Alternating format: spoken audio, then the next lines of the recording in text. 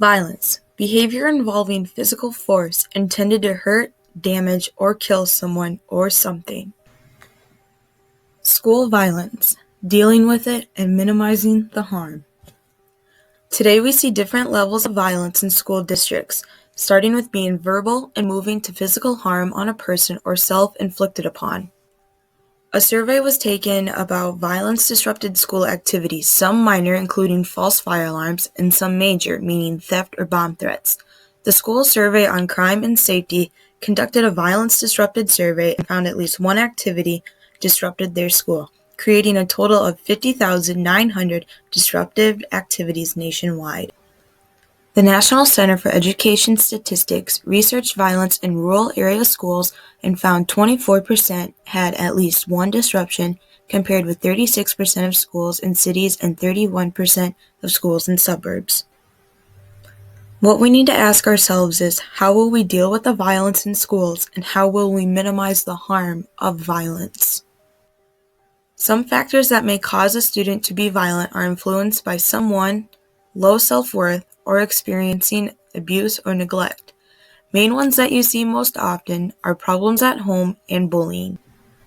With warning signs, parents or guardians should know their child's normal behavior. Then they should be able to detect even the smallest change in behavior. This is an early warning. Parents or guardians also should look for sudden changes.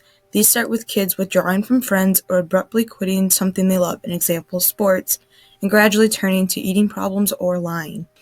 With warning signs, parents or guardians should know their child's normal behavior. Then they should be able to detect even the smallest change in behavior. This is an early warning. Also look for sudden changes. These could start with kids withdrawing from their friends or abruptly quitting something they love. An example would be sports, and gradually turn to eating problems or lying. When staying involved in your child's schooling, show them you care about their education. Ways to be involved would be communicating and volunteering. Communicate with the teachers in the school throughout the whole year and not just when your child is having a problem. Volunteer at the school when they need help for concessions or school functions. These are just the beginning of how school violence can be minimized. The National Associations of School Psychologists have suggested for schools to conduct an assessment for planning and selecting programs and interventions. This strategy will identify strengths and risk of violence that occur within school districts. Results from this data will guide decisions and give strategies on how to act when violence happens. When a plan is put into action, violence will minimize and students or adults will know how to deal with the violence and how to act upon it. The amount of violence occurring in a school district has put everyone on edge, yet students are sent to school. The adults that send students to school have trust in the staff to protect their children.